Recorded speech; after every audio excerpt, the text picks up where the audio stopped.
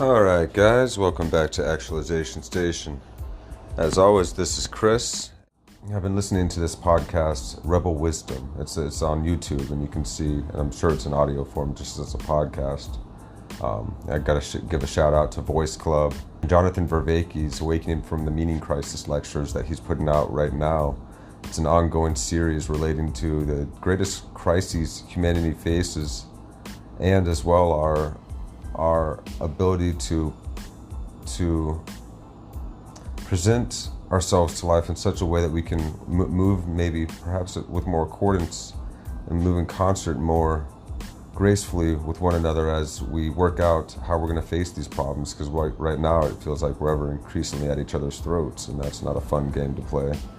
But we've been playing that one for a long time. It's a tribal instinct, and it was useful to us for a time, but then we develop this forebrain beyond just the mere immediate way to react to situation to survive method of the lizard brain, the amygdala. But now we got this forebrain, we got abilities, we got talents, we got passion, we got perseverance, we got heart, we got courage. My God, the things we faced as a species, as life on this planet, life is brutal and harsh. But God, the saving graces are beautiful. We can relate to that. We can all relate to that. Like, man, how much do people love the idea of hope? And how useful it is as an encouraging factor that keeps us going. And it's realistic too, because man, human beings can meet some high level challenges. And wow, are we ingenuitive, and wow, do we find so many different creative ways to live even more safely and securely and healthfully on this planet. I think we can continually become better stewards of ourselves, each other,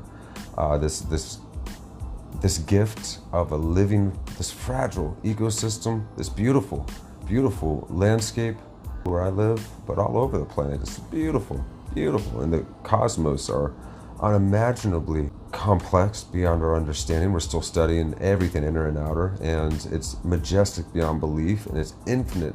And if it has an end, what is that end even like? We can't comprehend, and we don't even know how precisely it began, except we can, down to a point. But we don't know what that means. I mean, all of that, the Big Bang, and the fact that we are on this ball of dirt flying through space at millions of miles an hour as we travel along with the sun as it rotates through this thing that we call the Milky Way. What is this bright burning ball of plasma that we're rotating around here? And how cool is it that atoms made in the furnaces of stars that exploded and spread them out into space?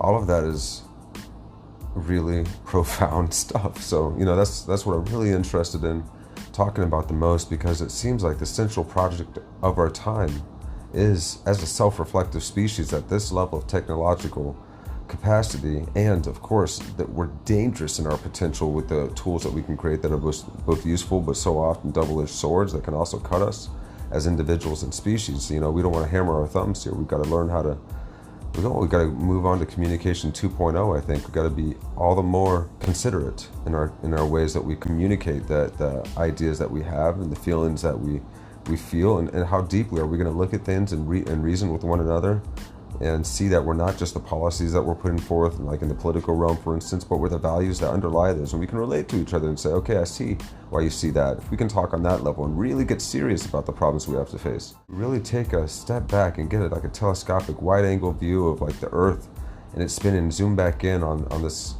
complex interaction with one another in the social spaces that we take up, that we interrelate in, that we are part of, because we are society. It's each one of us are nodes. How much dirt, how much ill conditioning, and let's not blame. Let's just look at what's not working.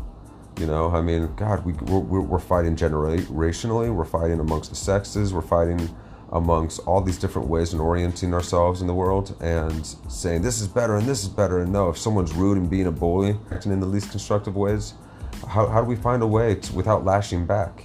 Because that eye for an eye shit, man, that is so elementary, dude. That's why we teach the golden rule. That's why we became a social species in the first place, because when we're afraid of all the things that could happen and go wrong, then we're fearful of life. We're fearful of death. We're fearful of not getting it right now. It's finite, and we all know that. So death underlies every one of our fears. It's the root of it all. Think about it. Really dig into that one. Go into it, because that is so relevant. And this Japanese term shoji that I've talked about before, man, keep that constantly current in your mind, but in a good way, so it helps you dig in and appreciate and encapsulate your experience in life more, that you can offer more to it and get more out of it, so that you're more honest, self-honest, and with your family, with your friends. How can we do this? By knowing that life is finite and it's precious. That's why people are so much more honest right there on their deathbed, right when they finally know they're dying, and they have a moment to put things right with their brother, their sister, their father, their mother, their uncle, their friend, their family member, their loved ones. God, the things that we have surmounted, the peaks that we have climbed, the potential that we have at hand, at measure here is unpronounceable. I can't put it into words. We don't even know the extent of our potential if we start working together on a higher level. But we've got to be cognizant of our impact on the world. And so this idea of relevance realization that piqued my interest. And I've been listening to some of the conversations that are happening. It blew my mind. And I was like, man, yes, this is it. This is it. This is finally, I've been looking for this all my life, something that takes anxiety out all the way. Is these kinds of conversations happening, where we're talking about these things and you can feel it's constructive, you can feel it's going to be productive if more of us start to live this way. And I've been feeling this is the direction I want to take, and not even take it, this was the initial spark. We got to be that change we wish to see in the world. You know that old adage? I mean, that thing just deepens and deepens with wisdom, because this allows us to relate on a level quite aware, quite acutely aware of the situation we're in. So that's relevance realization. It's super relevant, especially at this time when we face so many different simultaneous crises. What else are we going to do with our time here but try and learn to work together more constructively? Why not? So I guess I can make this the end of part 1 if I'm going to throw this up on Instagram, on the channel, and stay tuned for part 2.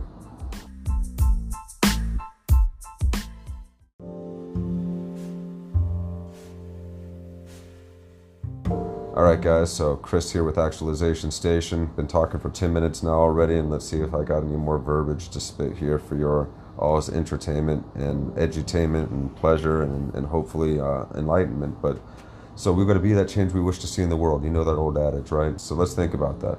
I'm thinking about this new slogan for Actualization Station: change the world from the inside out. Let's change the world from the inside out, or changing the world from the inside out, or there's also like a guide stone for us here. So that's our compass. And this does seem like the most relevant thing we could possibly be doing. This feels like what was it, John Vervaeke, that said on an episode of Voice Club I saw recently, the central project of our time, or he might have been talking with one of the gentlemen from Rebel Wisdom when I saw this. But I like how these guys, they're all in the same project. They're seeing how important this is, and they're finding ways to articulate it that are really useful and immediately accessible and tangible. They feel like they can be acted upon. We can transcend even the self-driven desires of self-sustainability and all that, but how we can then use that and generate some good karma, actively, like realistically, legitimately in this world, by giving everything that we have to this world and making it run better around us and creating win-win scenarios for each other. I hope that becomes more like the cultural anchor that inspires just legislation, but thoughtful legislation like we have in the US today that we try and achieve. But of course, crony capitalism happens, so I'm not going to blame capitalism in general. I don't know enough to honestly say what the real problem or the real answer is here, so I'm not going to outright condemn either, because I'm not trying to start any goddamn wars. We're all on the edge of doing that. And I especially want to appeal to artists right now and say to you guys, all of you out there that are doing things creative, and we're all artists in every way, from styling our hairs to the way we dress, to the way we share and speak, to the way we cheer people up, to the way that we're good friends and family, but also in the ways that that nurtures the collective of our immediate groups. But of course, we're in this global tribe now. We're all interconnected, whether we like it or not. So how are we going to manage that without instituting totalitarian forms of dictatorship over one another? How are we going to be free agents together and help each other shine more adeptly in this world, so that we can realistically create a better world for those that come after us and for ourselves right now? Let's lighten the load of this whole world, man. Things are turned up too high. We're moving really fast, and we have got to hone in right now. We're speed skaters, because that's literally what we're doing right now. As our technological capacity compounds upon itself, our technological adeptness has created technologies that are now building upon themselves and increasing ever more, exponentially growing in their power, and thus our capacity to interact with the world and environment around us, and the ways for us to potentially end ourselves too, of course.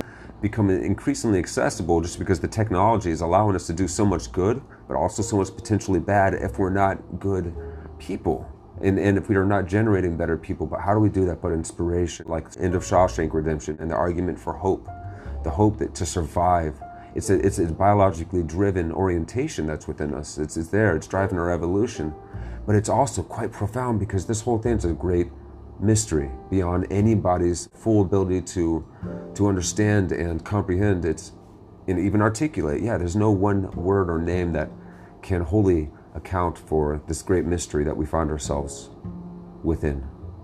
So often stricken by in our suffering, as well as like deeply moved by and inspired in those moments that really make life worthwhile. And what better way to make life worthwhile to find something that's immediately engaging and feels meaningful and gives us a sense of belonging and gives us a sense of activity and bounce back with the world, so that we're dribbling the ball and we feel improvement over time, not just in our ability to interact with the world, but as we move together in this great dance. Because we do have this capacity for collective intelligence. When we work together and we combine our powers, as you can say, when we do legitimately combine our talents and our powers, we build pyramids and spaceships and internet and smartphones and really, really nice hovels to house ourselves in. I'm digging my apartment right now, and it's a humble apartment, but man, it's nice. It's really nice, and you know, you can get the feng shui flowing in your own environment to make your mind flow a little bit easier. It's like old Jordan Peterson has pointed out, and you know, I got to give credit to the guy for a lot of what he says, because it's insightful and helpful and useful for all people, and it's not, I don't believe, oriented to any one gender or type of people in any way. It's just that certain people pick up on it in different ways, and what's useful. Well, if we have open ears and open hearts, we might just hear. People tell us very profound things, like take a load that is just as heavy as you can carry, because that's very useful for you and your family, your friends, your community. And so what level of adeptness do you have with the thing that you love the most, and how can you share that in a way that helps enrich the world? And we can do that in everything we're doing, man. We can do it for ourselves, even while we're washing the dishes, and then we can do it, you know, I can get down with washing the dishes now. I'm down with it. You know, it's a wonder to live in this world. It's a wonder to interact with this planet, with this kind of body. This is an incredible experience. It should be so immediately apparent for all of us, but you know, we're clouded over with traditions and conditioning and programming and this really powerful self-reflective mind that confuses itself with its person. We think we are our egos, but we just have egos, and egos are great. You know, they give us differentiation. We're all different. We all express ourselves in different ways, but as soon as you believe you're your ego, then you're constantly afraid of it being offended. Your idea not, well, if my idea is not accepted, that's okay, because it must not have been transmitted in a way that was accessible enough for you to be able to see something in it that you can jive with. So I got to find a better way to express it. And it could be in my tone, it could be in just how well I've come to understand whatever I'm trying to talk about. But we have to take advantage of this social ability that we have as a species and compound that collective intelligence and direct it and magnify it right on to the greatest challenges we face. All of our attention, it's got to get right into that, into that space, because this is the central project of our time. The most relevant thing we can do is take charge of ourselves and change this world from the inside out. That's what I've been feeling, guys. I appreciate you all very much. And anyone that's listening to us that's ever found anything useful in this is the evolution of Actualization Station. We're going to change things up, and I'm going to try and keep them more immediate and accessible and relevant as possible for you guys at all times, and get down into talking about that great mystery of life and the challenges we face and how we may overcome and align ourselves with the highest sense of purpose that gives us the greatest sense of meaning and engagement with life, and the ability to overcome the greatest challenges that we face as a species, as well as we fly through space, mother truckers, on out into the cosmos, exploring the wonder of life itself. This is Actualization Station. I'm Chris. Looking forward to talking to you guys soon. Get up on that social media, subscribe and like, and help the show reach more people. Love you guys. Peace.